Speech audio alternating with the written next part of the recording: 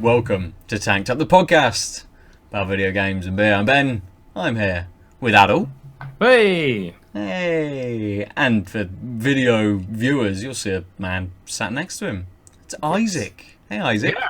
Hello. Sister podcast, This Next Act co-founder Isaac. Yep. And then I left that, so now I'm here. A year later, a year later, decided I was switching podcasts. Yeah. Nice. It's quite the steal for us, really. Yeah. Listeners at home, you wouldn't believe how much they're paying me. About half a beer, probably. Half no, two beers. it's 3/3. We're gonna have three because there's two of us. Nice. That's fair. Why don't you crack open the first beer then? What have you got? So first off, shout out to listener and philosopher friend Michael, last name withheld because I didn't ask if I could say his name, who fair. shipped me 5 Viennese beers because I met him in Vienna and he works for a craft brew pub. Nice. So we are doing a Vienna night. Sounds like Mennonite or something. Oh yeah, I'm a Vienna night. I don't really like technology, but I have to also mention that he shipped the beers in a GTX 1060 box, which I thought was choice. Yep, it's literally craft beer and video games. We are drinking the Local Hero from Next Level Brewing, and it has no flavor text, but it is a pale ale. It's got 30 IBUs. It's a special beer from 12.8 degrees P. I don't actually. I missed. 12.8 degrees Plato. Nope, it's just not focusing. Doesn't matter. So it's 5.4%. It's got the wheat syrup, Pilsner, Vienna, and Kara. It's a 3 out of 10. I can't count. That's not 10. 3 out of 7 maltiness. It's got Centennial, Simcoe, and Chinook or Chinook if you are me. And it is a 5 out of 8 hoppiness and a 2 out of 8 bitters because that's what 8s are, not 10s or 7s. I'm good at Was reading the first beers. one an 8 as well, or? Yeah. I'm just bad at counting. Look, I do logic and film maths, like / set theory. 4 is the biggest number you need. And luckily, as you can tell from the label on the back, if you look around here, it actually does not contain any pregnant women. Oh, that's true. Yeah, it doesn't. Yeah, there are no pregnant women. Yeah, for you YouTube viewers. Oh yeah, it's just not focusing today. No. Anyway. Is it vegan then? It doesn't say. No. I would presume it is, as most craft beers don't use finnings, but perhaps it's not. In which case, Isaac can't drink it. It better be vegan. is what I'm saying. Yeah. Okay. So now I have to figure out what happened. Cool. I grabbed two Yeah. really different size glasses, forgetting I was gonna equal pour. Oh dear. Why don't you crack yours? Crack my open. I'm going to drink a new beer from Yonder Brewing and Blending, which mine focuses. Look, there we go. How lovely. You Which show up. is, I believe, called Catch, or Cache. C-A-C-H-E. Brewed with carefully prepared acorns and a touch of sweet gale. This rich dark ale boasts both bitter and roasty notes, alongside hints of caramel from the forage nuts, as well as the darker malts. So all I'm getting from that today, it is 5.3%. I think that's about right. Yep. I'll give you the slightly. Why do they look such different colours? I poured yours slightly more stably. Also, Okay. I'm not sure actually. This is I don't. Ben, can you see interesting. how? They look. They're sort of starting to. Yeah, equalize. it's because there's just way more carbonation on this one, Yeah. so it's making it look lighter. Yeah. Did you pour that? Did you pour the thinner glass first, perhaps? No, I didn't. That's the weird part. I did kind of rush the pour because I was like pretty sure that's half, and then I was like, okay. But this one has an activator at the bottom.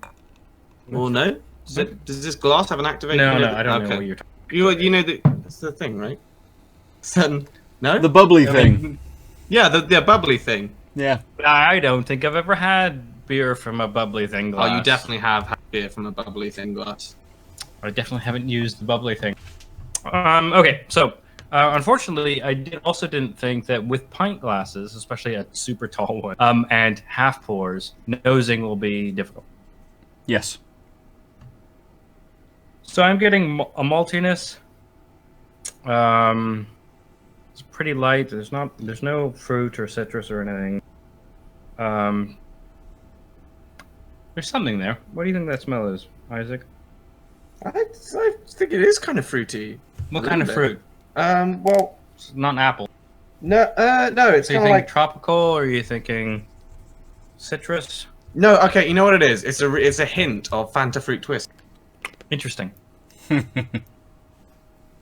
Is that what you're I'm getting not from the quite getting fizziness? I'm not getting that, but also I don't really know what twist smells like, so I maybe I am getting that. Yeah, What was I mean, it? Was it a pale? Yeah, it's a pale ale. Yeah, yeah. So now that it's settled, I think they match quite well. Still looks a little bit. Yeah, I think that's just because density. But oh yeah, well, give. Have a big swig. That is really light. Yeah.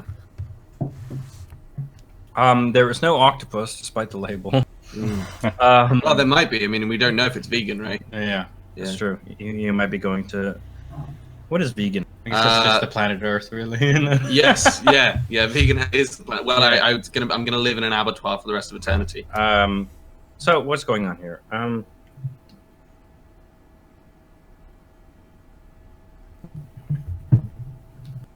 There's a bit of a light citrus. That maltiness is still there, kind of in the fore.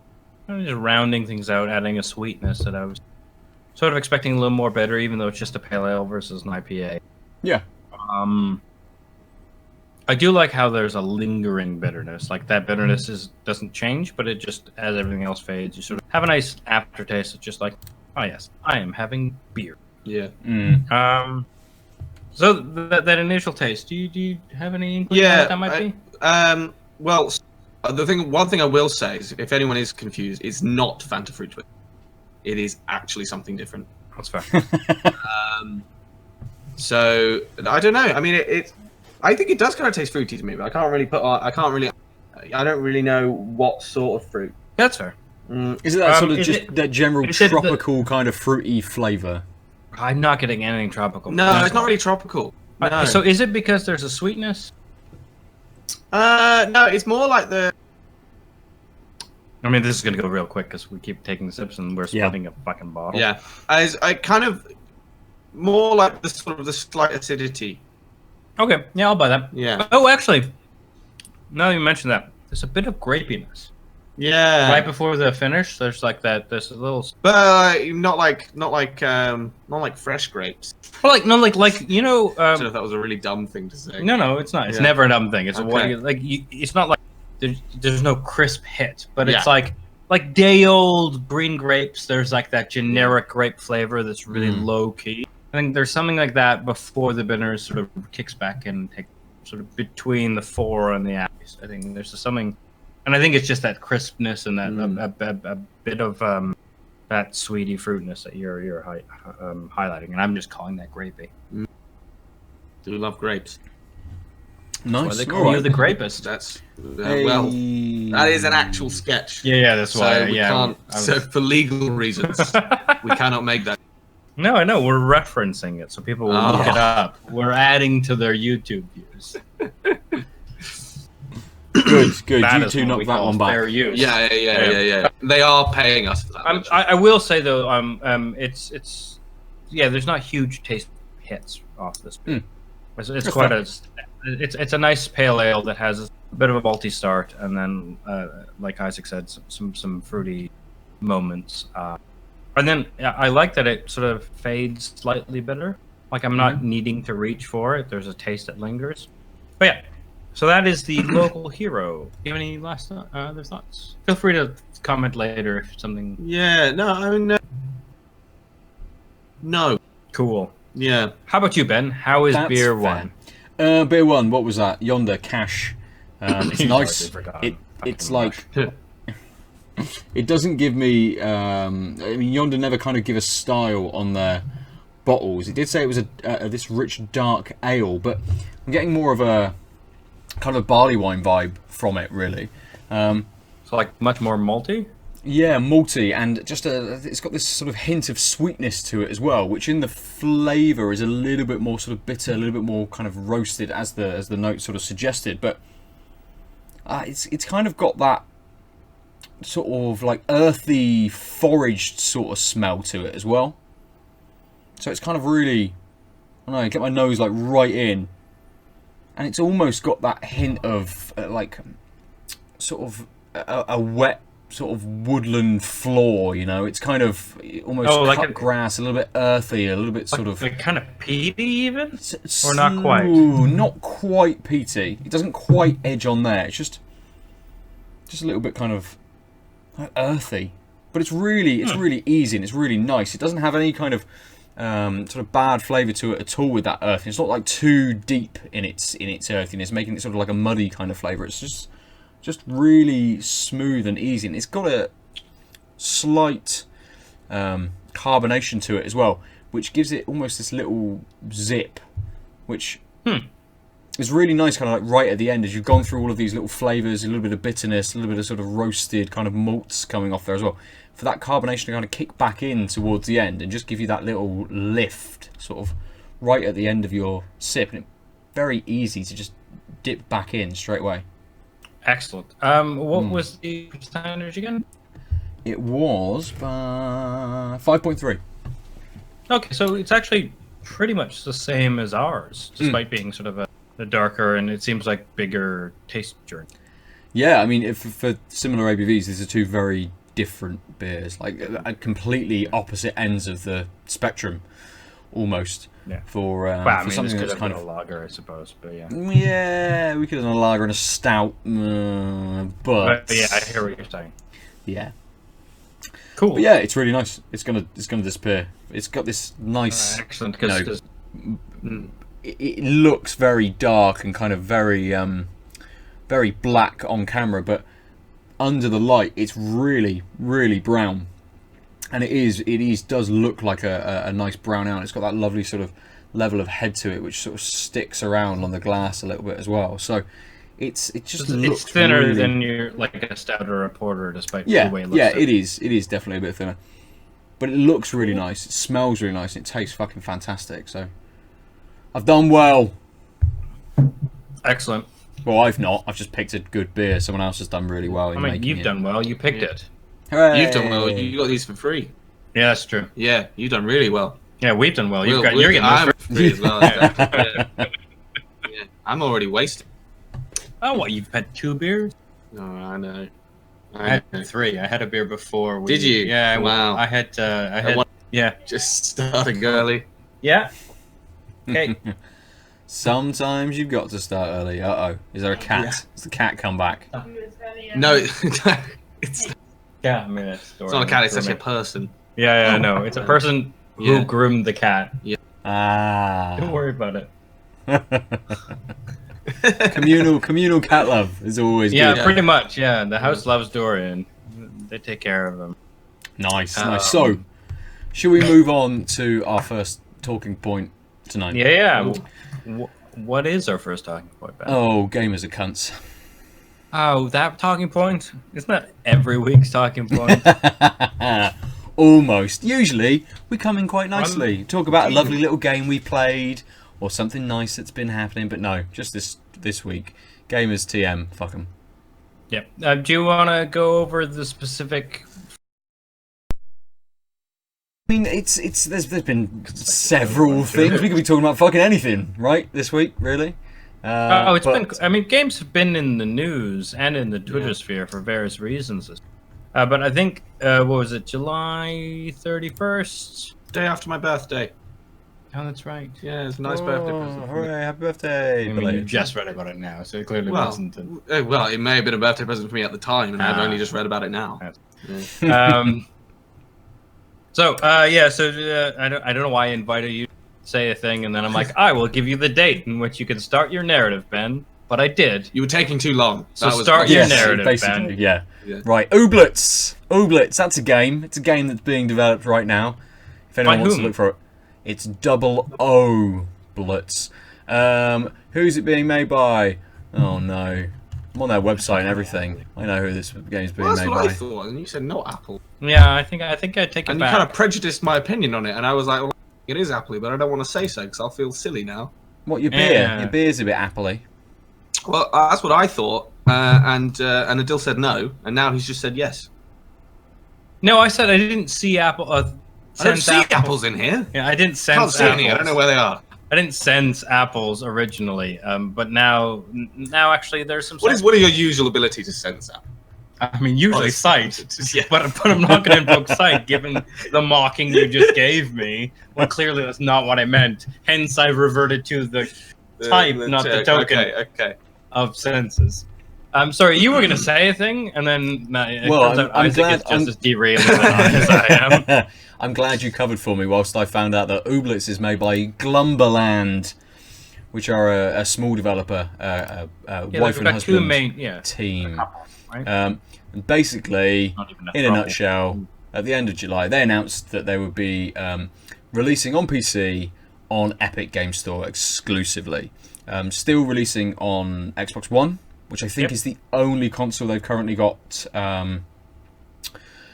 going at the moment. I haven't seen anything for PS4 or Switch at all. That's correct, yeah.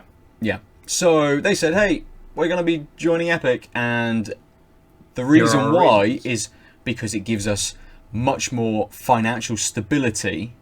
They have, I can't remember the exact wording that they use, but they will match a minimum projected sales pitch, basically. Yes.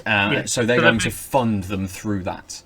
So the big move is Epic is basically front loading their projected sales across all PC platforms and giving them that money literally up front so that they can finish the game without crunch, without like having to rush, without being worried about other things and possibly going out of business before the money starts rolling. Yep. And they're guaranteed that. And then, and again, for those of you who are unfamiliar, Epic's big move is they're giving an extra, 5% to developers compared to Steam's cut, or is it 10? Oh, I can't remember the exact breakdown, but yeah, they're giving more. Yeah. Mm-hmm. So once they pass that barrier, they'll, if they hit that minimum threshold, they'll now start getting the bigger cut on anything past that threshold. But they're guaranteed this money because Epic believes their product will ship that many things. Yeah. I think that's super important because what's lost in this noise is why someone might want to do this, and it's because they're a couple and they want to not release. They don't want to have to rush, which is common in games, and then get fucking thrashed by people because they promised features in their Kickstarter that they couldn't follow through with because they didn't have enough money and needed to hit their targets. So I think it is important to note that they did start with a Kickstarter, and they have a Patreon. Yep. But neither of those things ever promised a key.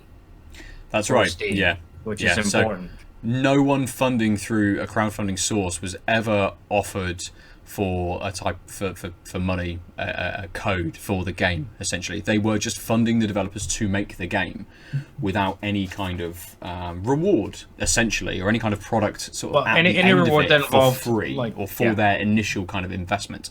I know Glumberland have been kind of kicked for this, but in the follow-up post over on Medium, Ben goes into or just talks quite briefly about how they went and spoke to their patrons first as well and talked to people about this and actually said, if you guys want to pull funding, you don't want to pay for this anymore, you want to take away what you've invested into us, that's your decision. We want to make this as upfront and as open and transparent as possible about what we're doing and why we're doing it, and giving you the choice and the decision to take your money back if that is something you want to do.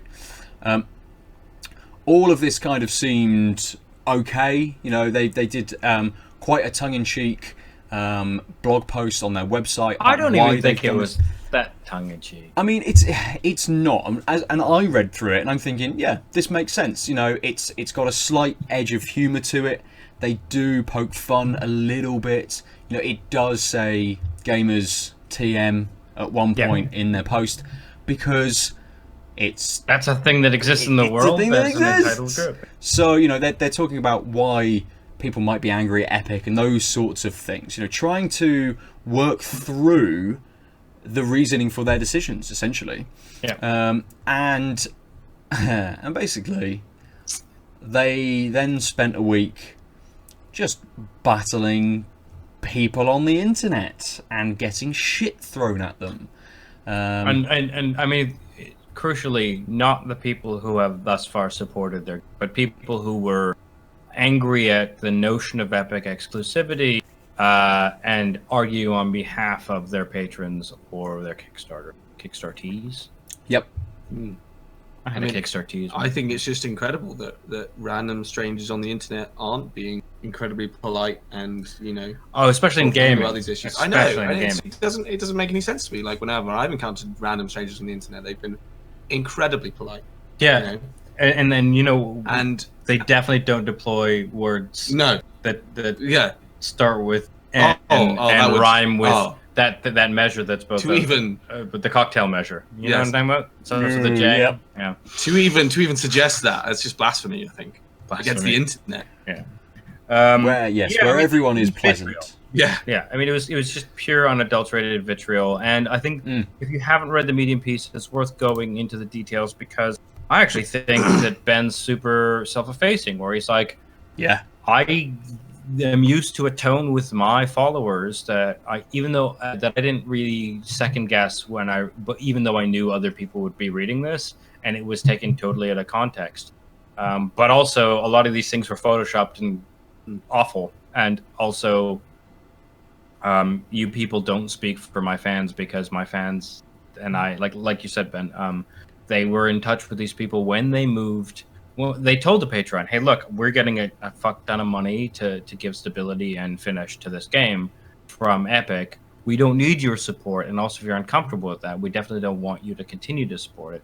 If you want to continue to support, obviously, we'll take it. But, like, we needed to get the game finished. We needed, like, people like you to get to this point. And this seems like a straightforward deal. What do you think about it? And also, if you think negatively about it, there's no hard feelings. Yeah. And that move that they did was really prescient because most of the vitriol is about how they're like double dipping or stuff like that.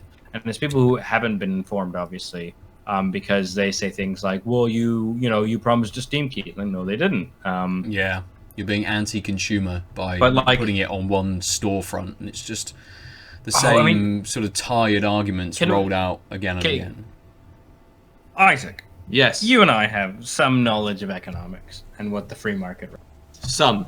So let me maybe give you this total tangential hypothetical. All right. I love these. Yeah. Okay. So imagine a marketplace of products that has one primary vendor who then sells on to the third party. So everyone goes through one route, and there are a couple. Let's call them Besco. No, let's call them Team. And sometimes there's a couple other vendors that are really specific that sell a specific set of third-party products to other people. Yeah. Let's call it Play and Rigin and OG. I don't know. Come on, good old games, OG. But most of the traffic for let's say 2 decades has been this is the prime. And actually, the way they service this product and sell this product has some interesting features that these other small-time people don't. Yeah. Okay. So now imagine someone else gets a huge influx of cash and says, what if I gave a better deal to these third-party people selling this type of product?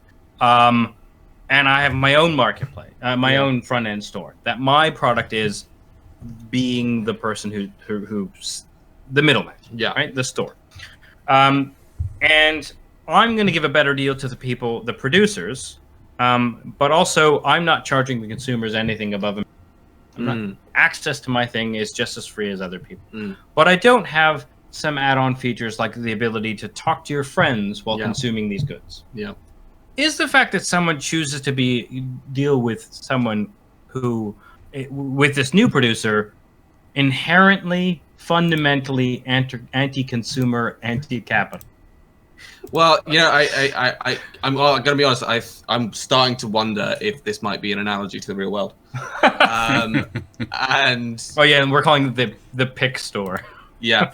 Well, I think obviously, if you're selling things to consumers, then you have to do it in a certain way. Otherwise, you are anti-consumer. It's practically socialism to think that there might be competitors in a marketplace. Yeah, it's funny. Well, okay. So this is I don't really know anything about this story. But as someone who's read about it a few minutes ago, I have an expert opinion which I want to give. Which is that in a lot of these things involving which I mentioned just before we started the podcast, that Epic Games is part owned by Tencent Media, which is a huge company in China, and a lot of that influx of cash that Epic Games has been from Tencent, if I'm correct. Yeah, I think so. Right? Yeah. Oh no, sorry. The big influx of cash for Epic is not Tencent. Tencent only owns, I think, literally 10%. Oh. Yeah. The influx of cash is Fortnite. And all accessories. And Fortnite's a free game. Yeah, you can see why I was chosen to speak on a games podcast. Yeah, no, but I mean, I think it's having an influx of cash is important. I think it's probably finished your point. Yeah. No, well, it was that, but I mean, so I think with a lot of these things, people on the internet, again, it's kind of incredible that people on the internet don't have these informed opinions. But they'll say things like, "Oh, the Chinese are taking over. They're doing all these sort of like crazy things," and like Tencent has bought this. It was a similar thing with Reddit, right? When they bought like a stake in Reddit, and everyone thought they were going to control it, and because Tencent run WeChat, which they sort of control for the Chinese government because they have to. Yeah. Even though Tencent is a private company, but obviously there's heavy government influence because it's a Chinese company. And people, I think there is this sort of worry that that companies like Epic Games will sort of like there's this kind of weird Chinese influence that people don't like, right? They're like they're going to start controlling their lives and selling their data and doing all these like weird things. And as someone that has lived in China for 8 months and just got back, I can tell you that is entirely true. And they are coming after you, and they will steal you. And if you buy this game, Ooblets, on Epic Games, then you are basically you're going to be in a prison camp. So, I think you mean an immigration detention center. We use the correct terminology at least. Oh, sorry, yeah, yeah. Riffing. I didn't know. I wasn't sure if that was appropriate or. I mean, it's all appropriate. Random tangent joke that took a long time for a very little payoff. No, it's good. But like, obviously, we're being very tongue in cheek, but it shows just how shallow these takes are. It's really, I don't like change, or I wanted to buy this thing in the way I wanted to do, and thus because I'm used to being able to do that, you must be doing a wrong to me, and you should be racially slurred in all kinds of ways, in ways where it's like they use the K word for the fact that these developers are Jewish.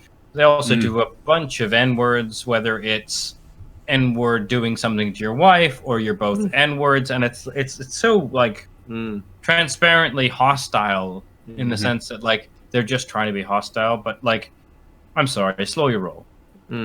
If your favorite brand of coconut oil was only available at Tesco's, you don't yell at the company for not selling it at Sainsbury's.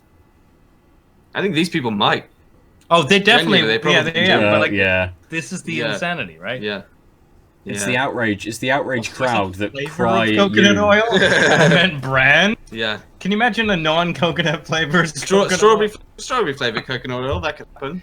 Oh, I'm the worst. Yeah. Cool. Well, olive oil flavored coconut oil.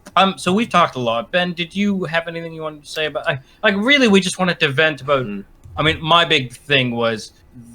I mean, the vitriol is sadly Gamergate, GamerTM usualness, but the claims against picking exclusivity for standard market reasons is anti-consumerist, when really what they want to say is I want to buy it from the Monopoly store, is so crazy to me that as a former economist, I just want them to die in a fire of supply and demand. I'm not really. I'm genuinely. I don't understand when they say anti-consumer, like. What is being anti-consumer about that? Oh, so I am a consumer. This is sort of somehow not beneficial for me. Therefore, it's anti-consumer. So I think what they're trying to say. So this is the move that is so short-sighted that you wouldn't immediately see it. Yeah. exclusivity means it's not sold in all the stores. Right. Okay. That's anti-consumerist. Okay. Except what they are really angry about. But then they would have to, if that was the move, then you'd have to say most games released in the past 20 years have been almost only on Steam. Thus, those are all anti-consumer because I might want to buy it on OGG and Play and Origin, and they've never made this claim, right? So it's clearly not that. It's I want the Monopoly store because I'm used to it and it's more convenient for me, and you're anti-consumer because you're choosing a different store. Also, Monopoly middlemen. Let's Let's assume that Monopoly middlemen are really pro-consumer all the time and do all these good things for them. Right. You've still got this case where they're anti-producer.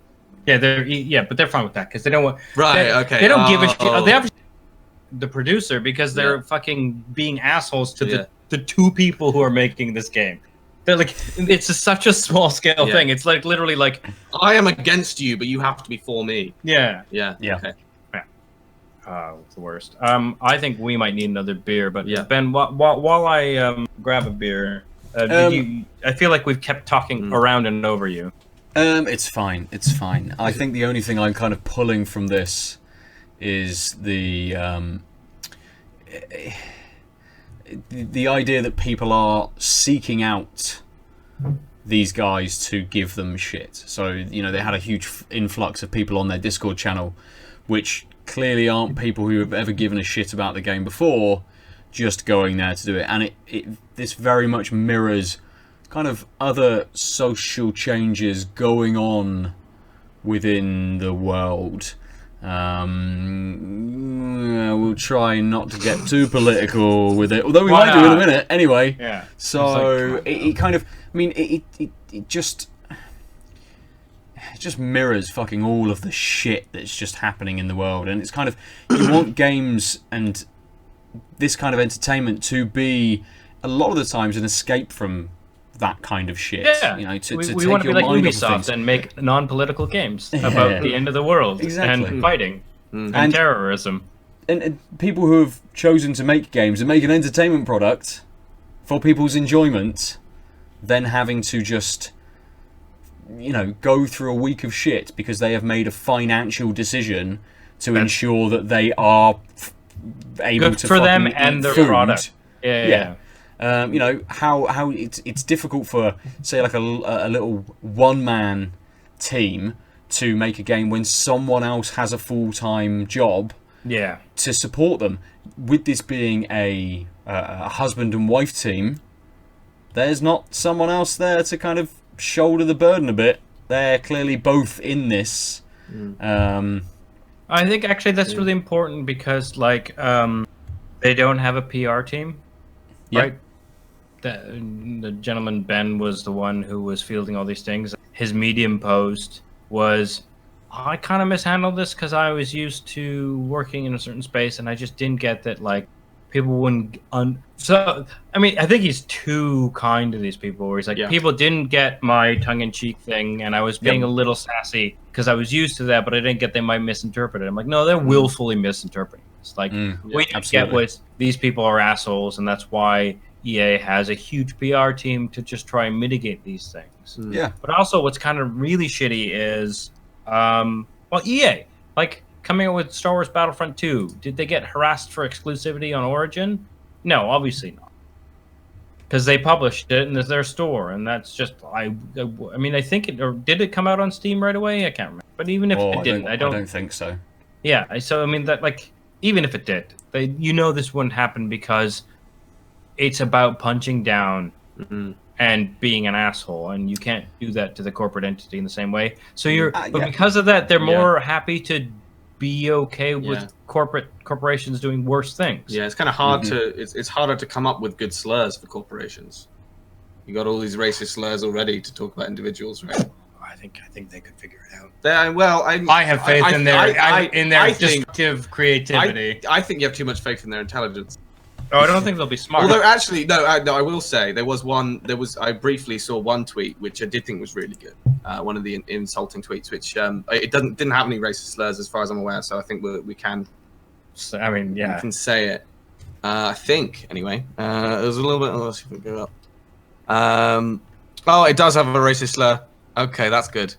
But no, okay. The main part. So this part, which I really like, is saying that they took 10-cent pesos after stating that you wouldn't, which I think is really nice because clearly the 10-cent thing is meant to refer to this sort of Chinese control, and then they're talking about 10-cent pesos, which is a really nice blending of these kind of weird stereotypical. Yeah, I will also say that this particular comment that you that you're highlighting. Oh, sorry, Anna. Yep. Yeah, it has both.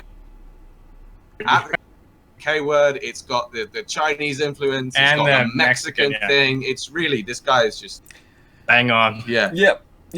That does sum up very well just everything that every comment that they could possibly have received. This is why I don't know how to tell people I like and play. Actually, to be honest, it's not even. I mean, we all know I don't actually play video games. I just talk about them.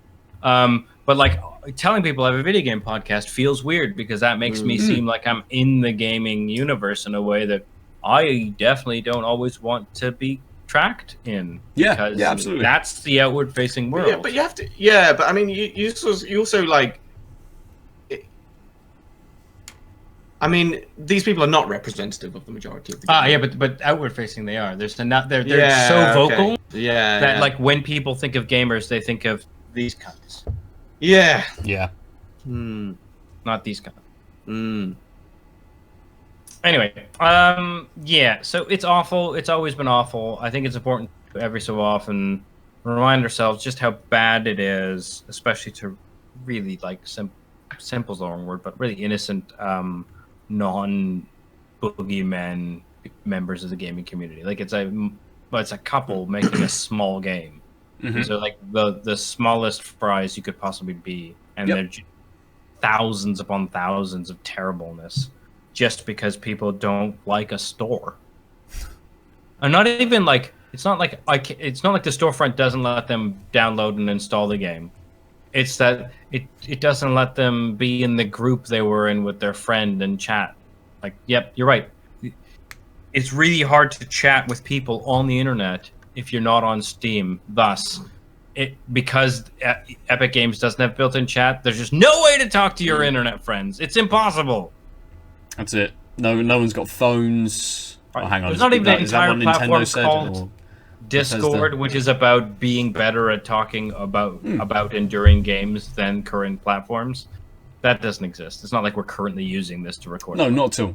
There's no platforms whatsoever to talk to anybody if you're already doing something. Yeah. So, what a lovely thing to start off on. Adil, you've opened a beer. Let's move on. We haven't. No, I haven't opened the beer. We're gonna. You've not opened it. You just holding it. No. So it is again from Next Level Brewing. It's the 5 o'clock Earl Grey IPA. It has flavor text. This brew was inspired by British culture. Earl Grey tea and IPA both have history in being transported overseas.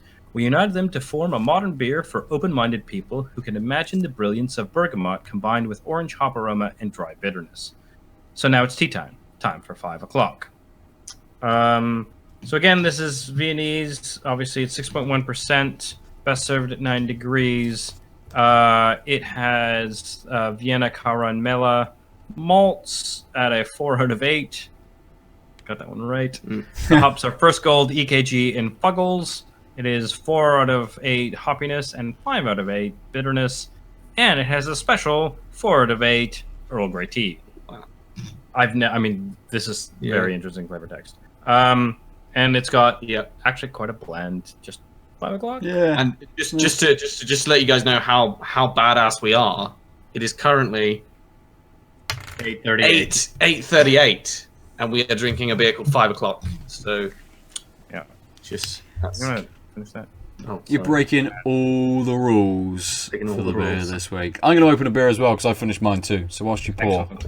I am going to crack open a beer from Duration, which is Dripping Pitch. It's a West Coast IPA, 6.7%. There's no flavour text. No, there is. That's a lie. There is flavour text. Dripping Pitch is a decades-long experiment on the flow of a highly viscous liquid. Some would say IPA has also become a decades-long experiment, changing and flowing with our taste and location. This West Coast IPA is but one stop on the IPA trip. Citrus, zest, and resin usher in this crisp and bitter blast from Cali. It has got... The yeast is California ale yeast. The hops are Cryo, Simcoe, Amarillo, and Centennial. And the grist is pale malt, Golden Promise, Vienna malt, and dextrin malt. Hey, Vienna malt. I've clearly planned this in some way. Yeah. So I'm going to open this. Have you guys poured? Are you ready? Are you looking at it? Yeah. Does it look nice? Give it a smell. Darker than the last. Yep. Sweeter. Sweeter. I can definitely smell the Earl Grey. The bergamot, you mean? Yeah. Yeah? I'm having trouble, but I have like this much extra. Yeah. Yeah, I mean, yeah. To be honest, it's the Earl Grey. There's a bit of an extra sweetness. There's not a lot of malty on the nose. It's actually quite light. Like it's not a strong smelling beer. Yeah. Again, it might be because I'm drinking from a tall pint glass, but Kind of. I mean, it smells more like a cocktail almost. yeah, that's true. There's none of those like beer marks. I mean, from the flavor text and from those really random scales that they have, it seemed very middling. Everything was 4 out of 8, wasn't it? So yeah, so yeah, it was like 4 malt, 4 hoppy, 5 bitterness, which I actually find it not that. Yeah, it's not that bitter. And you know what? You say sort of like middling, but I think that's good for this one. Yeah. I just had a taste, and I think I don't want any of those flavors to be stronger. That's all sort of perfectly balanced. Nice. And as in the flavor text, I definitely can taste the British culture. I'm feeling like I'm getting annoyed at being in a queue. do you feel more at home than you have been since being back now? Yeah, I think so. Would this have been comfort beer when you were in China? Being yes. Yeah. I would have felt very colonial though. Yeah, fair enough. It's a bit like, I'm about to establish some kind of trading company and sort of steal all your resources. It is a little sweet. You definitely feel like you gotta taste the 6.6%. To me, at least, I find the bergamot is kind of masked by the other beer flavors. It's only when they fade away that the finish is clearly Earl Grey. Like, I don't immediately notice them amongst the other flavors. I wouldn't say it's masked at the first. It's not really pronounced, but it's sort of like I can still taste it. It's still there, which I think, like, because I'm not a big fan of Earl Grey tea in general.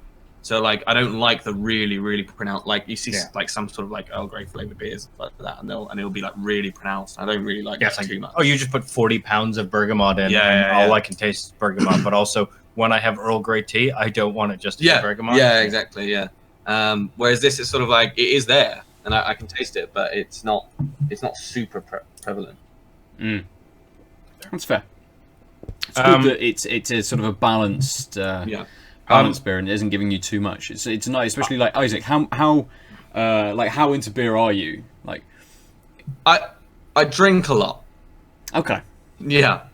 I mean, beer is very into me. In that functionally, there's been a lot of beers that exactly. Been inside of me. No, I mean, I like beer quite a lot. I mean, I don't know if I have ever spoken about the flavors as in depth as we have been on this podcast, but no, I think I mean, you definitely try different things. Yeah. I think you lean more to lagers and light pale ales than like stouts and porters. Yeah, well, although a lot of it is like dependent on sort of where I am. So I mean, it's because we've been drinking in the summer regularly in the past. Well, that it's also like in general in Britain, I prefer like IPAs and ales in general. And I always thought that was just because I preferred ales, and then I went to Bruges and I was like, no, I love lager. That's actually the thing I really like. It's just, I've never had like a really good one before. Yeah, that's fair. Yeah. Says the guy drinking out of a Heineken glass. So I like this. To be honest, what I want a little more out of this is a little more of a bitter tail end. It's supposed to be an Earl Grey IPA, and I feel like, I mean, it says it on the tin, on the glass tin, that it is exactly half hoppiness. But like to me, to make it like an Earl Grey IPA, I want some lingering bitterness to like to ideally twin with that bergamot that's lingering, and instead it kind of feels more like a pale ale than an IPA to me. If it's supposed to represent British culture, you would expect more of a lingering bitterness. To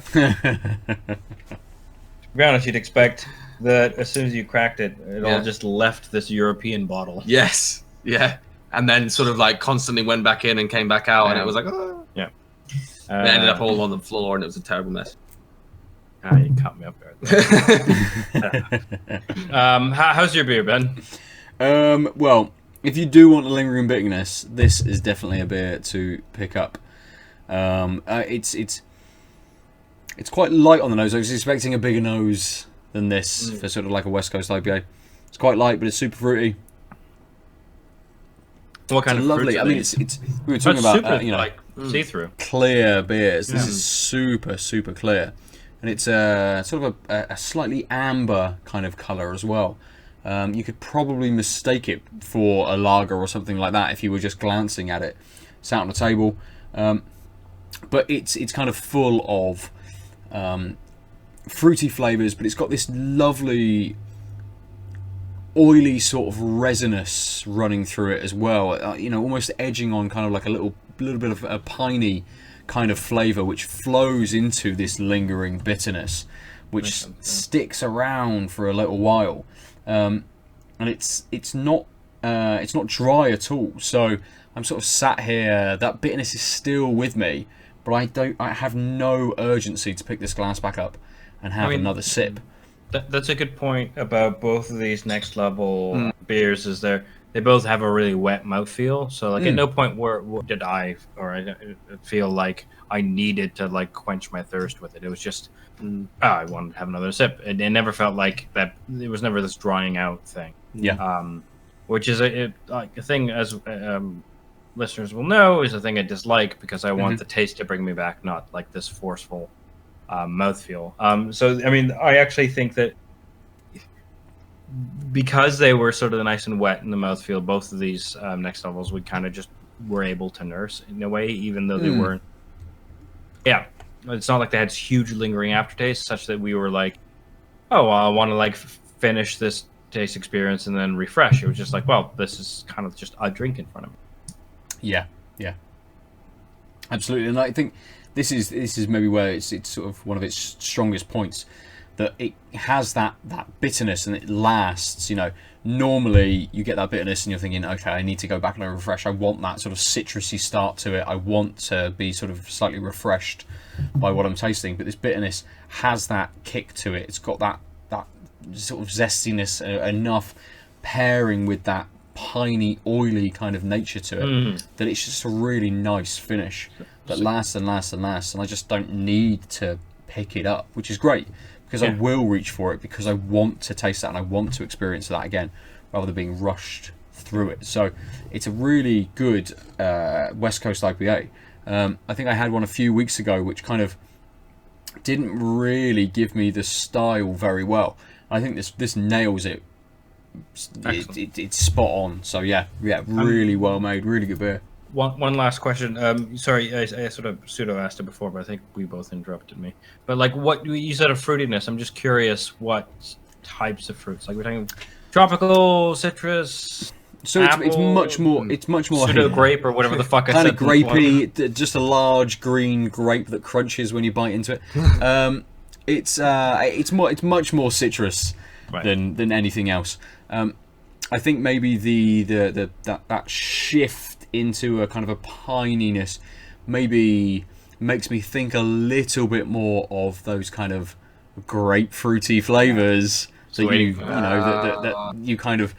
get, but I don't think that it is in there. I think it's just a citrus that merges or flows very well into the end result. So yeah, big sort of zippy, zesty citrus hit to start off with.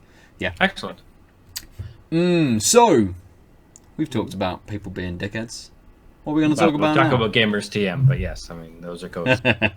No, they're not. There's more dickheads than Gamers TM. Yep. I fucked up the term. Yep. but I caught it before someone else could. So. It's I was about to fine. say it, but I thought that I didn't want to embarrass you in front of your regular listeners. That's okay. I embarrass me in front of my regular listeners on a weekly basis. It's sort of my shtick. Okay, so what have you been doing, gaming and beer-wise, Ben? All right. What have I been doing? I've been playing lots of games, but only little. Sorry. Snippets, little snippets of games. What have I played? I've been playing a game called Solo, which is a little puzzle game, but Lucy's playing that as well. So I'm going to wait to talk about that one if she finishes it. But it's based on the hit movie, right? It is. You're a Wookiee and you fall off a train or something. I don't really know. That's as far as since I've seen it. Yeah. I've never seen it, so I don't know. Oh, really? Kind of guessing. Solo? That's quite good. Okay. You're a Wookiee, but the way he doesn't fall off the train. Does he not? That's why he said. I've not seen it. Oh, right. I see. Yeah. Okay. Spoiled for me. Done. There is a train though. Well, there is a train. There's a train scene, but then he doesn't. Yeah, I that's remember why it I was from the confused. trailer. He doesn't fall off there. Well, Well, then it wasn't spoiled. Oh, The trainer? The trailer spoiled it for you. That's it. That's exactly Okay, right. so outside of Solo, is there a game you've been, or are you?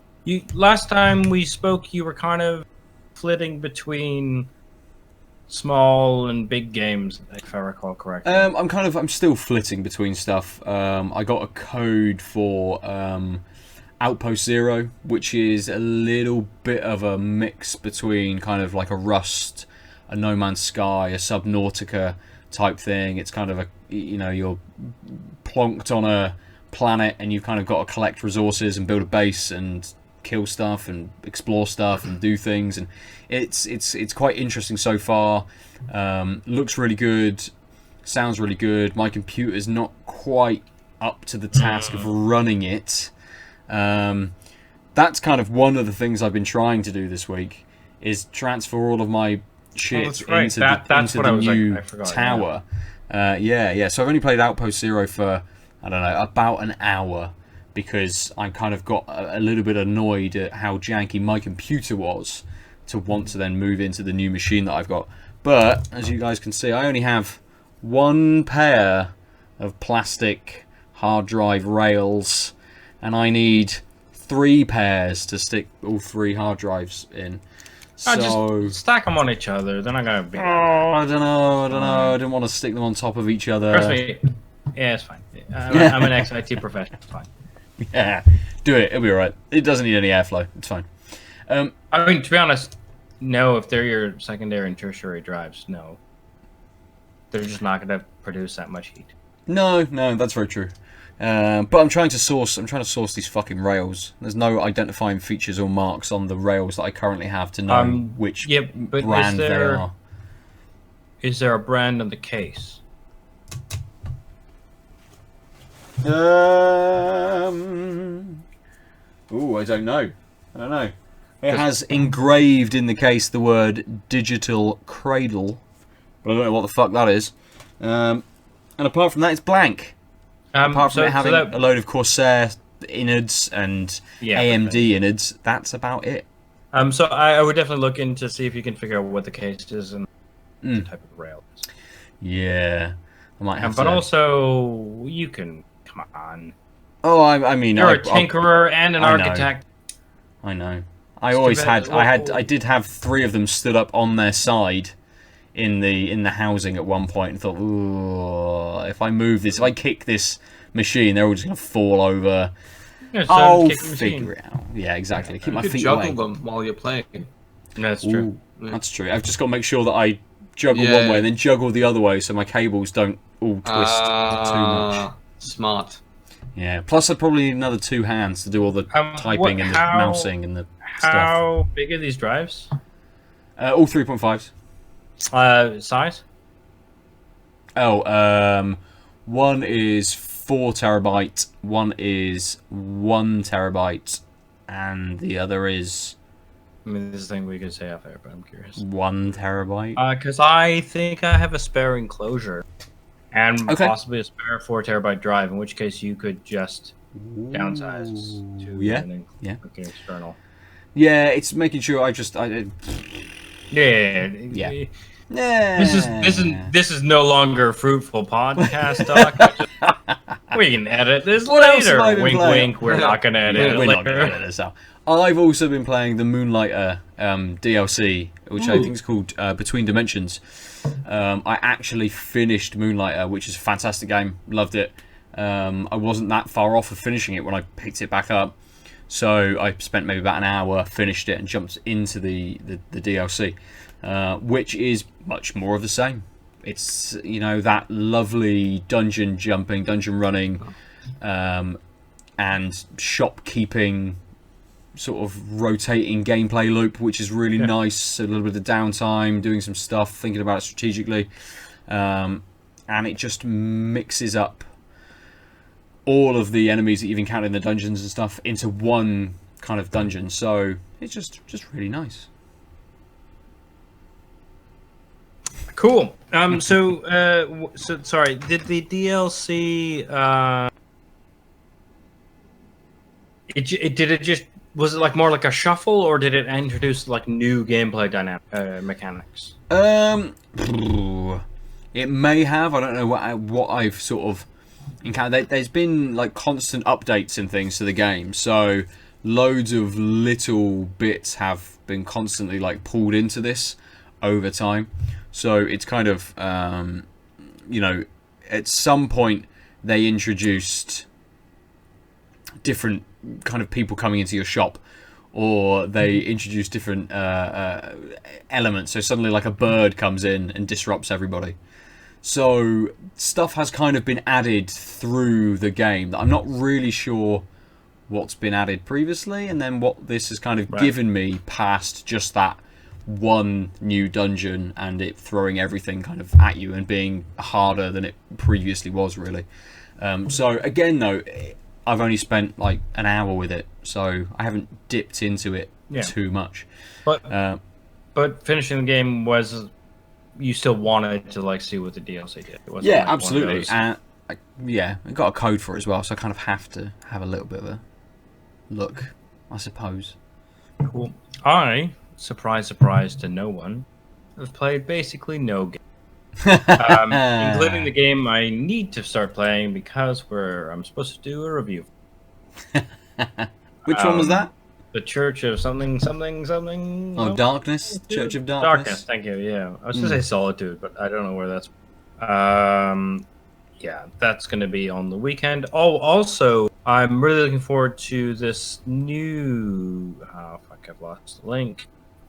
This game that's just been put out on the Humble Month. It's coming out to Steam September 19th, which I was going to mention in our anti-gamer talk. Sorry, our gamer TM talk, but it didn't come up. But like, there's this game called where are we? It is called, come on, internet, I'm good at being prepared, Kind Words. And it's basically, it seems like the premise is you write a short letter about something that's worrying you, and then it gets sent anonymously to other people, and then they comment on it, and it turns out this is a really happy-go-lucky, friendly group hug thing that is surprising everyone who interacts with it, because basically no one's getting vitriol or trolling, and it's just like a lot of people being like, I kind of said a thing I hadn't told anyone else. And I got support even from people who were like, I don't actually understand your position. I'm still going to be like empathetic. And why I was going to bring it up in the first segment was because I think this game won't go well when it hits Steam, because I have no faith in gamers TM. But I think this weekend I'm going to try it out. Yeah, nice. I'm super curious. It's gotten like a substantial amount of people being like, wow, this is really simple, but also like restoring my faith in people not being Twitter. Yeah, let's hope it never gets big. Yeah, exactly, right? And so like it's set to be, it's exclusive on Humble, and I think currently, I don't even know if it's just the Humble monthly people or if it's sold in the store, but is it sort of moderated enough to stop? So there's no current the devs haven't said whether they are moderating. Okay. So like this is why I was going to bring it as a tangent. Because like I haven't played it. I've just learned about it today. Yeah. But I as a humble monthly subscriber, I have a code to this game, so I'm going to try it out. But yeah, that and Church of Darkness. No. Yes. Already forgot. Something like that. Yeah. Yeah. Will be the games I'm going to try out. Cool. Just you were saying about you hope that the game doesn't get big, for that kind of the base that they currently kind of have, and for people not to sort of like then get when it gets on Steam to infiltrate it too much and things. Loads and loads of games kind of go under the radar, even releasing on Steam, and they have their own little communities and things. But I think that's one of the issues with actually reporting on stuff like this, because suddenly you have just raised it to the wider audience, and Polygon being Polygon, tons of people read it that hate Polygon. Yeah, that's exactly what my worry is that if Polygon hadn't said anything, I bet this wonderful experience would have kept going. But there are people who think Polygon is just a bunch of SJWs, and so them saying, "Oh, this gaming experience is really nice and supportive," means I will go ruin it. I think it's a general phenomenon, though. I mean, like, you read any online publication. Oh no, but like, and then like most of the comments will be from people that hate that publication. Right. Yeah, that's fair. I mean, I guess the point is that Polygon actually does take perspectives into account. Never read the comments on anything. But like, Polygon has the reputation of being the most SJW gaming publication, so them pointing out this is a really interesting, fruitful, heartwarming experience makes it more likely than if like Game Sutra or Rock Paper Shotgun said something similar, because the people who might pick up on it might be like, oh well, I might still want to ruin that, but like I want to ruin it because of Polygon. Cool. Well, so I will hopefully say more about this next episode. We've got one more beer. Nice. You smashed that last one back a lot quicker than the first one. Yeah, I think. Yep, we did. This last one is from a different brewery from Vienna. No, it's not. It's another Next Level. It just didn't have the Next Level cap. I thought I grabbed the other one. Next week, I'll have the other brewery. I literally judged it based on, for our video listeners, 2 had this cap, 1 didn't. I was like, cool, I'll grab this one. It's from a different brewery. No, they just had them. So this is Next Level's No Kangaroos in Austria, Aussie IPA. It's a 6.6%, 60 IBU. Its malts are Pilsner, Maris Otter, Oats, and Cara. So no Vienna malts. 4 out of 8 maltiness. It's got the Ella, Vic Secret, and Galaxy hops. It's a 5 out of 8 hoppiness and 5 out of 8 bitterness. Should be served at 8 degrees. It's definitely warmer than that by now. Well, we'll live. Well, I mean, have you mentioned the label? Oh no, that's true. Can we show the label? It is an octopus with fighting a kangaroo, and I just want to say, as a vegan, I do object to drinking this beer. There were no animals harmed in the making of this podcast. Probably. Other than the cartoon ones on this bottle. Yeah. I like how they were harming each other. I like how they're arming each other. How they were harming each other. I thought you said arming. The octopus has 4 punching glove arms, and presumably 4 feet. Yeah. And then the did the other ones? Did the octopus have an eye patch on the other ones? Yeah, they all had eye patches. They all had eye patches. Okay. Yeah, clearly it's a bit of an odd symbol for your brewery, eye patched octopus, but fair enough. What else are you gonna have, right? Yeah. An elephant? Maybe they're all seafarers. What are you, Wiper and True? Yeah, well, yes. My brother actually has the delirium elephant as a tattoo on his really? His arm. Yeah. I did not know that. Yeah. And it's the delirium elephant? Well, it is the same. Like, it's actually the other way around, and there is supposed to be some significance to that, and I'm not sure what that significance is. Oh. I can't really remember. Huh. But yeah. He hates beer. Well, no, I mean, he loves beer. Clearly. Yeah. But what? Maybe he likes when he's drinking that beer at his... Yeah, that's what it is. He likes drinking it in the mirror. No, it was there was some story to do with when he like first had delirium in France or something, and then it was a stonking good time, I think. There's probably more to the story than that. It was probably deeper than that. I mean, I'm making him sound very shallow, but That's fine. He's not listening. I mean, who knows? I guess if you advertise it on your Facebook wall. Yeah.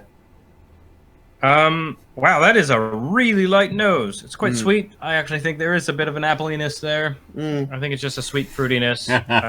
It's very light. You can't. I mean, I'm not really getting much from that. Yeah.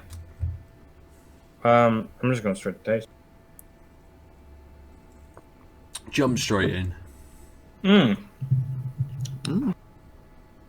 Oh, that. This is a bitter aftertaste. Like this, this is a little drying out.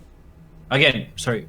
With respect to the other ones, it's not super like bitter, but it's lingering bitterness. Again, it has those large green grapes with the stalk that we've spoken about. Yeah. The crunchy ones. The crunchy large green grapes with the stalk and the leaf. Something else going on in the 4. Not quite being able to decipher that. This is another one of theirs without the only one that had flavor text was the Earl Grey one.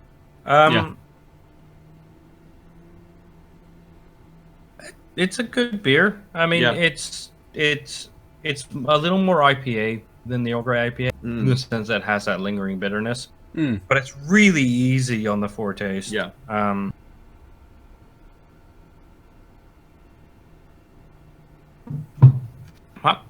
There's something there. I'm not sure what that fruit is. So I think it's not super citrusy.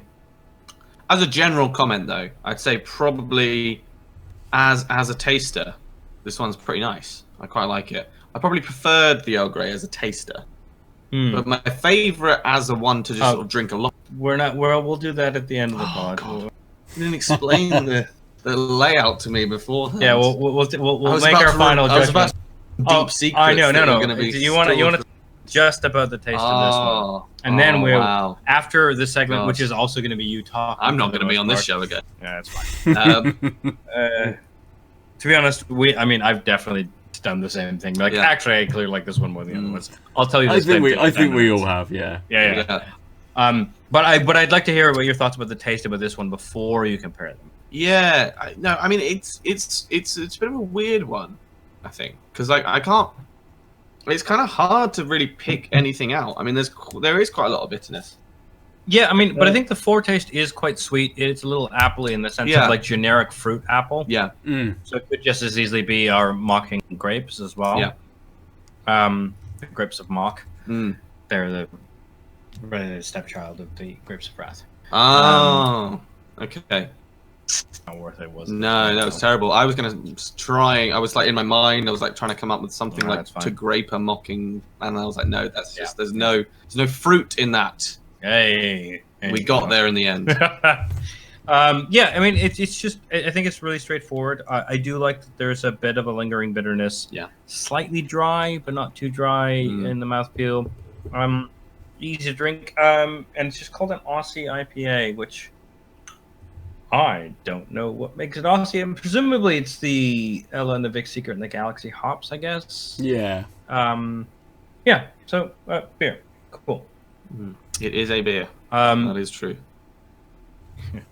That is the condemnation of kindness. And my standard move is inoffensive. Yeah. That's how I say it. Sorry. Yeah, no, it's fine. I'm just letting you know that we all have keywords. Yeah. Isaac. Mm-hmm. This is the first time on the podcast. Yes. Why don't you tell us a bit about either you and gaming, which could be I don't actually do this, so just guesting on thing, or like the last game you played, which I know you play games occasionally on different systems. Pick one path and just tell us about it. definitely used to be a lot more into games than I am right now. I've had sort of problem with video games recently, whereby like even games that I can objectively recognize are better than the ones I played in my youth. I don't have the same drive to play them that I used to in my youth. So a little while ago, I was playing a little known game. I don't know if you guys have. It sort of flew under the radar a little bit. It's called Spider-Man. It was on PlayStation 4. Yeah. So that's a whole like indie developed thing. I don't know. I thought it was by Sleepless Games, I think. Yeah. Something like that. I think it was called Spiderman. It was actually John Spiderman. Yeah. It was. Yeah. Yeah. The last name. Yeah, John Spiderman. John Spiderman. Sleepless Games. Yeah. On the PlayStation something or other. Yeah. Yeah. And yeah. I have Ben's copy here. I have yet to start it out. No, it's I mean, I don't know. I don't know if you've spoken about this before. I don't know if this is too cliche a topic to really talk about. It never is. Okay. I mean, yeah, I guess I have played games in between that. Actually, one of the last games I've been playing most frequently is 2048 Blocks on the iPhone. Let's stick on the Spiderman track, and then you can 2048 Blocks. Oh, okay. Well, you guys are a treat. Yeah, I'm super interested, but yeah. You seem to have a weird opinion about it that you're trying to like. No, well, okay. So I guess you're dancing a little bit. Yeah, that's what I mean. Yeah. So I guess my main sort of takeaway, and this says more about my own personal psychology than it does about the game, I guess, is that like, it's like I realize that objectively the game is probably the best Spider-Man game that's ever been made, and I realize that objectively it's probably a lot better than Spider-Man 2 on the PlayStation 2. But I just sort of don't have that same drive to play Spider-Man that I did. Like Spider-Man 2 on the PlayStation 2, it was just incredible. I mean, it was one of the best games I've ever played. I actually think that the main plus of Spider-Man PS4 is trying to redo the web slinging of Spider-Man 2 on the PS2. Yeah. But there are, at least from what I've seen, because again, I haven't bothered to play it because I'm the worst. There are moments in Spider-Man PS4 where you are slinging just kind of nowhere, but it works. Yeah. But in Spider-Man 2, that didn't work, and they put a lot of effort into the physics of swinging. Oh yeah. And but you can play it on various difficulty modes with the swinging as well. But I think what made a lot of people jump on Spider-Man PS4 was that it was getting the spirit of that, but with the convenience of the games in the interim, which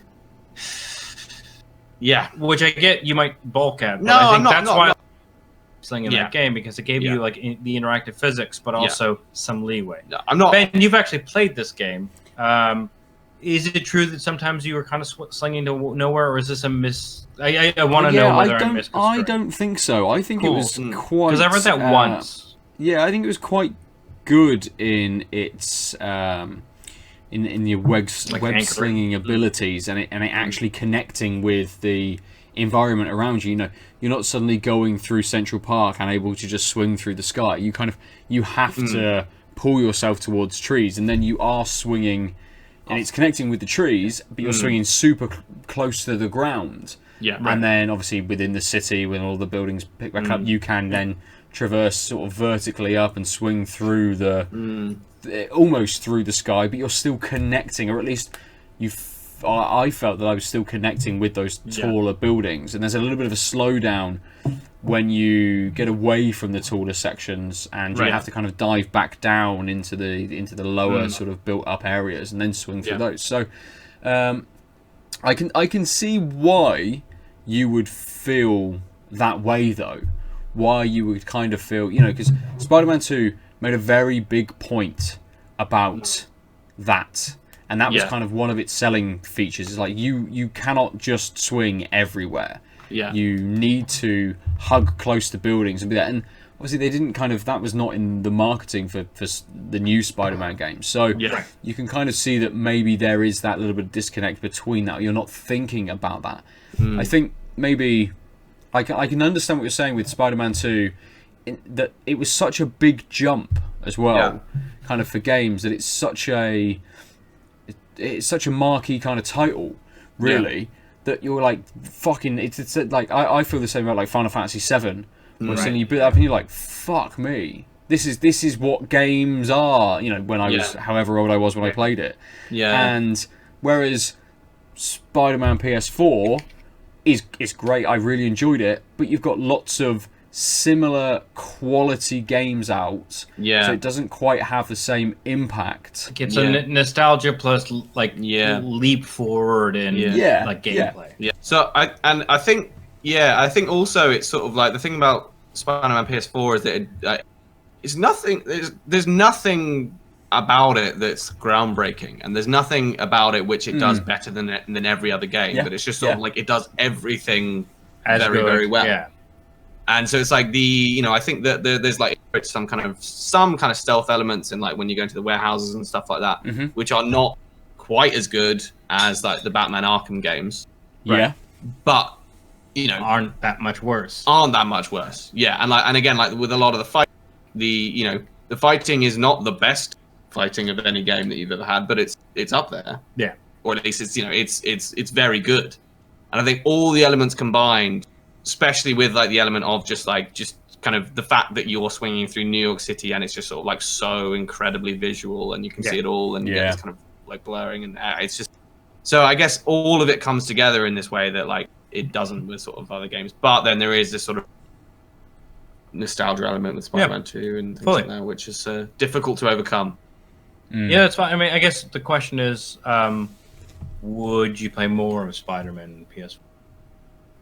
Sorry, John Spider-Man. John Spiderman. Yeah. I would. I actually did. I mean, I'm sort of trash talking. Well, I'm not trash talking the game, but no, I mean, I think you're drawing a distinct. I kind of sound like I'm talking it down, but I did actually get to 100% completion. Jesus, okay. That is a bit of a nugget you should share. Yeah. Although, the interesting thing about the game is that 100% completion is not all of the things you can do in the game. Oh, when you say 100% completion, it's not fully platinumed then. No, it's not achievement completion. It's game completion. Yeah, so they have. I fucking hate all this shit. I will never. So glad I'm never gonna do that. But I can barely start a game, let alone finish it. So, but I get what you're saying. You finished all of the plot elements. Oh no, it's not just the plot elements. So like to get 100% completion, you have to do all the plot elements plus all the named quests within each region of the city. But there is one thing which is not included within the name quest, which is the secret photography thing. Oh, for fuck!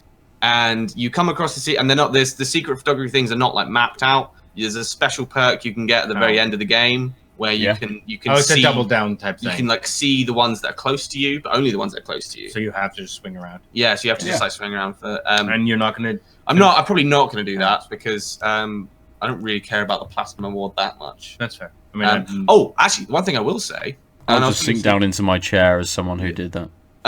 You got all the secret photos. Yeah. I mean, I enjoyed it. Fucking platinum the game, then lend it to me, and that was months and months ago. Still haven't installed. Okay. Actually, I may have installed it. I can't remember the last time I turned my PS4 on. Yeah. So, is there any secret suit that you get at the end from doing all the secret photos? I hope it's birthdays, dude. Maybe. I don't know. There is a naked not a naked Spider-Man, a shirtless Spider-Man. The shirtless Spider-Man in his underwear. He was wearing the mask. You get the underwear. You get that when you do the 100% completion. Yes. And this is one of the things that actually annoys me probably the most about the game, purely because there's not much annoying in the game. Yeah. Is that that last suit, the special ability, is that everyone goes down in one hit, including you. Which is a pretty cool ability. If you're good at But what's really annoying, well, I mean... it's a cool ability. It is a cool ability. It's a cool ability to have. It's a very sort of Dark Souls-esque thing to do. Yeah.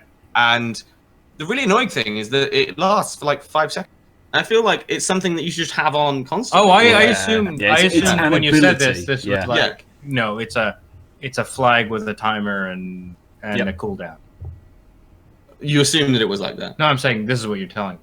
Oh. I assumed it would have been a permanent thing. Yeah. And you're saying... I flag up for 5 seconds, then there's a cooldown where I can flag up again. Yeah. That is... It's really, it's like if you're including something like that because it's especially when it's like end game kind of stuff. yeah. All right. So okay, cool. So what I'm hearing is I will probably enjoy Spiderman. Yes, The John. Yeah, you will. John the Spiderman. Yeah. Cool. Now I'm actually super curious before we like start to wrap up. What the fuck is 2048 blocks? Well, okay, so you may have heard of the game 2048. No. No? Otherwise, It's not I would. I mean, it was huge on the App Store a few years ago, on all the app stores. I mean, it rings a vague bell, to be honest, but I don't know if that's just because that's a number I've seen before, or it's an app. It's a game which is about powers of two, basically. I mean that. Okay. Yeah. And you've got to you're in a little square, and you can do certain moves where it moves all of the numbers, and you've got to match the sort of numbers together. It's like basically. Uber Sudoku kind of thing. Yeah, well, kind of, but it's sort of like you're moving them around, and you've got to if you squash two twos together, they become a 4. If you squash two fours together, they become an 8.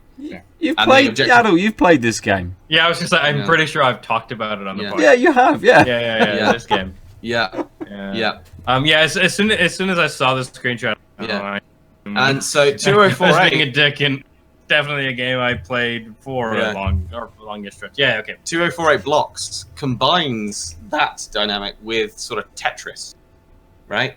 Ooh. So How? All right. Well, describe it. Well, I mean, I think I can. I mean, I think I'm probably in the middle of the game right now. Probably. Oh, so it's plausible. Yeah. Well, possible. you can kind of leave it, right, and it comes. Then you just have to click resume. For our audio only listeners. I'll get there. I just want to sort of visualize it so I can. Yeah. So I mean, basically, what happens is so you've got various different. Okay, this kind of fucked up here because I paused it, but you collect the sort of different blocks together, and when they come down, like in a Tetris, they'll sort of join together. Okay, so I get it. So for those of you who can't see the screen, which you could have shown Ben, but you're an asshole. Well, you chastised me for sort of opting for the and then you're like, element. oh, I want to do the visual. It was the visual element to organize thoughts to talk about it in a better way. So basically, you have different numbered squares falling. Yep. They're still just a single block, but obviously the name of the game is to get blocks with the same number next to each other, so you can swipe them together, and then they become. Oh, you don't even swipe them together; they just go together. They just collapse together, making the next power of 2. Yeah, exactly. So, but the really interesting element is that so they go together if they're next to a block that's the same as them, either sideways on or below, vertically or horizontal. Yeah. However, you can get certain circumstances where you have a block horizontally below and a block the other one next to vertically. Yeah. That's I got them the wrong way around. Okay, but you understand. So you get, and then when it does that, it doesn't go up to the next power of 2. It goes up to the next power of 2. Do you have any foreknowledge of which block which space it'll ultimately inhabit?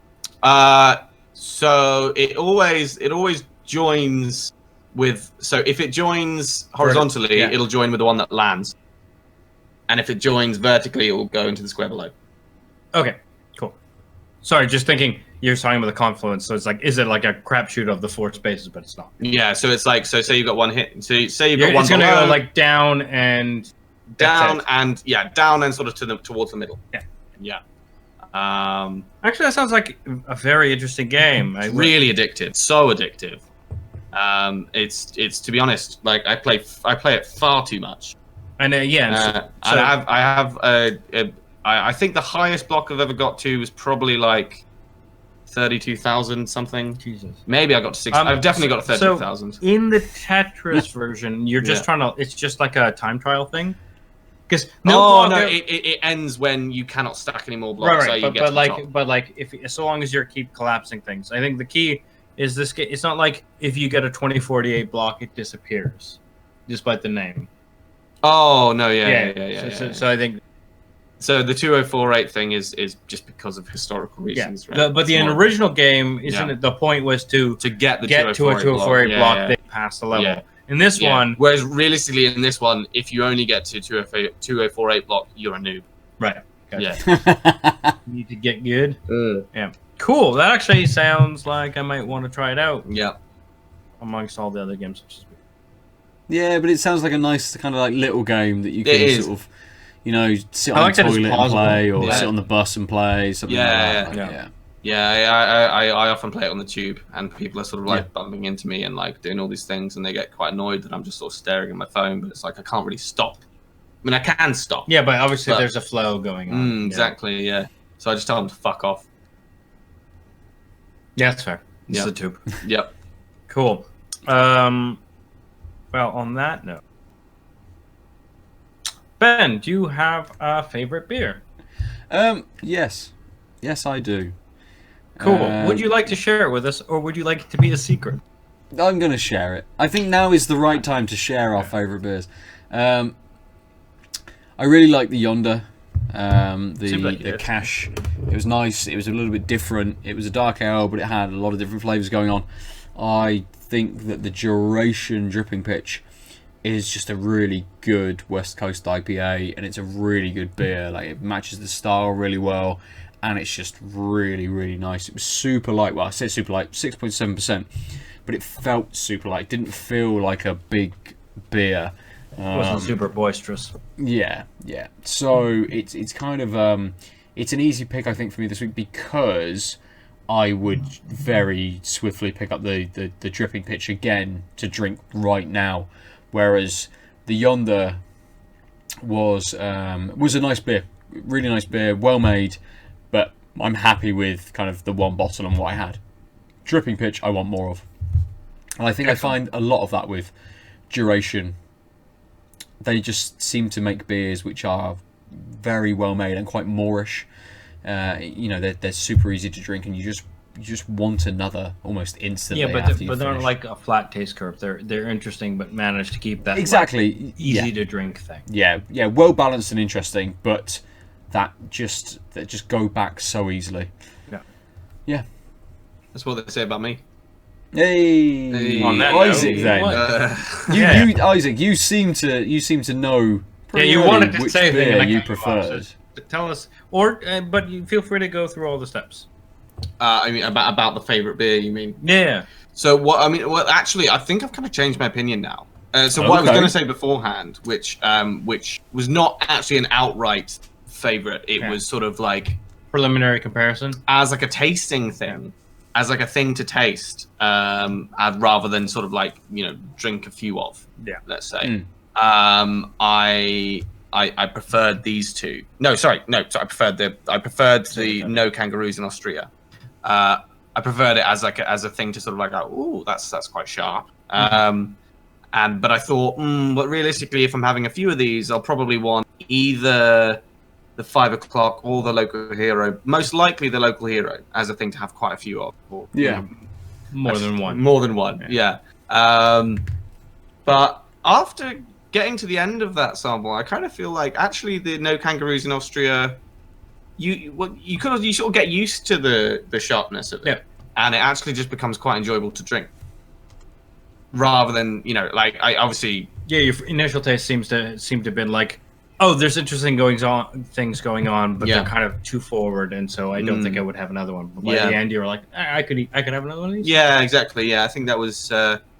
Whereas I sort of think with I probably went the other way with the 5 o'clock, thinking that like in the beginning, because all of the tastes were sort of well balanced, I felt like I could have a few of these, and then by the end, I was like, I'm happy to move on. Yeah. Do you know what I mean? So there's a weird kind of like opposite effect with them. That like with the 5 o'clock, the more it's not that I didn't like it as I went on. It's just sort of like by the end of it, I was happy to have a different one. Yeah. Whereas with the No Kangaroos in Austria, by the beginning of it, I was like, I'm not sure I could have loads of these, and then by the end of it, I was like, I probably could. There's like a sweet pear in it. Yeah, that's the fruit we couldn't find. A sweet pear. In which one? I think in the No Kangaroos. No Kangaroos in Austria. I think so. I think so. It's fine if you don't say. I probably wouldn't say so. Oh, actually, you know what it is? It's that distinct, without the texture. If you've ever had an apple pear, there's that. But like most of the time when people talk about apple pear, they talk about like the fact that it's an apple with the pear texture, but it has a sweetness to it. It's really light, kind of delicate. I think that's what's lingering. So what is an apple pear? Yeah, I was gonna say. I mean, it's an Asian fruit. I don't know. Yeah, I think it's like as in like the yellow one, like the Chinese. Yeah.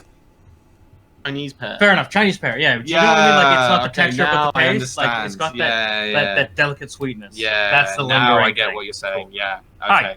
Yeah, I forgot that you lived in Yeah, China yeah, for 8 months. So obviously, they like. I was going to say it's not a thing I've ever seen in the UK. Yeah. Didn't need to see it in the UK. Yeah. I'm kind of on the same page as you.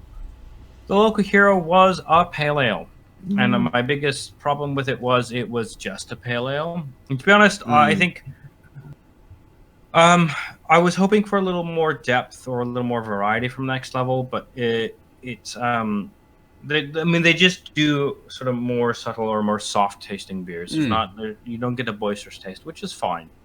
I really liked the Earl Grey IPA for the fact that it was a really light touched IPA that still did the bergamot things, but in a way that, like, again, normally you hear Earl Grey IPA, you think, yeah, bergamot, and this didn't do that. Yeah, which was nice. Yeah, so I really liked both of the IPAs. I'm actually going to side with Isaac on this, which is based on the I would reach for it again. I thought, to be honest, I would have reached for the 5 o'clock Earl Grey IPA again if it had more strength somewhere. But it was just a little too soft, and like it just felt like it wasn't committing to what it was doing. And so it's like you said, Isaac, by the end of it, it was like, okay, what's next? Not, okay, well, like literally we had half a bottle. Right? Yeah. So like, if at the end of half a bottle, I'm not like, oh, I wish I didn't have to share. In the sense of I want more of this, and something is kind of fizzled. Yeah. And the one of the 3 beers where I was like, oh, I could have more of this was the No Kangaroos in Austria. They're all fairly similar because, again, I think Next Level is doing a specific thing, which is like soft, more subtle, like moves in the taste profile. But ultimately, I just thought the one that did more interesting things and was like a little more consistent across both the start to finish, but also the first time you taste it to the last time you tasted it.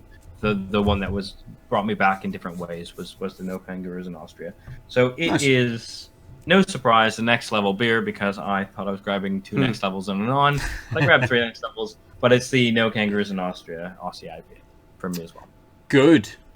So that wraps up our favourite beers, and it wraps up the episode for this week. So let's tell people where they can get hold of us. Isaac. Yes. If people want to talk to you, they want to give you shit about, talking about stuff like that. I definitely did not. So if Gamers TM want to kind of send me a load of vitriol and abuse, they can do this in a variety of ways.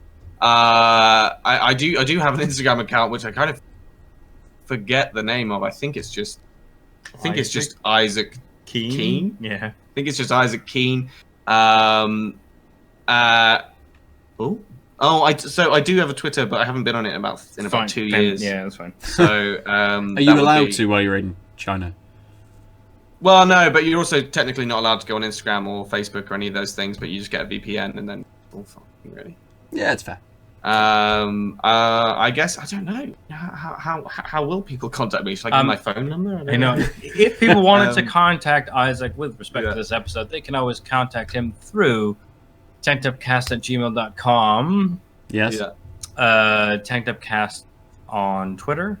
Yes. And the Tanked Up Cast Instagram, because we finally have Tanked Up Cast on all the things instead of the weird underscores. And also, if you're looking for avenues where you're likely to hear me again, then you should subscribe to This Next Act, which is on the same channel as a stand-up show that's recorded every week, every Sunday at somewhere not far from where we're currently sitting. That's right. You can examine Wine Vaults. Yeah. It is the comedy podcast of the Out of Lives Network, which is coming off of hiatus. Yes. That is slang. Actually, the first episode to be released will have me featuring on it. It definitely won't, because I've already started editing it, and it's not the one you were on. I'm not the one I was on back in February. Yeah, that'll be the second episode released. Oh, okay. Sorry, I misunderstood. Okay. So this is some weird back production inside base. 2 episodes a week. Yeah. And it'll be the summer sessions and the back catalog. Oh. So the summer session one will. But then the back catalog episode. But I was also on one of the summer sessions. But not the first one. Yeah, fair enough. Okay.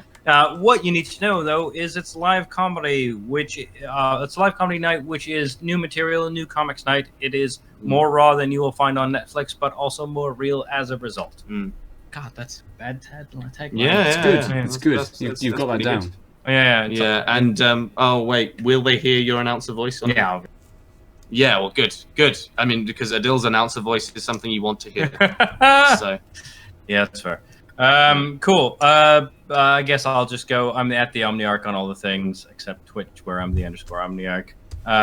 But just and Switch. Add me on the other things. I might actually play a game once. Ben, if people want to contact you outside of the podcast, how would they do that? I'm at Nova_47 almost everywhere. Twitter and PlayStation and Instagram as well, although those are just pictures of kids on the beach. My kid. I was just like, obviously. don't take kids on the beach, man. Yeah. I sort of didn't want to make a joke about it. But that's it. That's all of us. That's how you can get hold of everybody, all of us at Tanked Upcast. So, for another week, we've been tanked up. Bye. Goodbye. Ciao. www.outoflives.net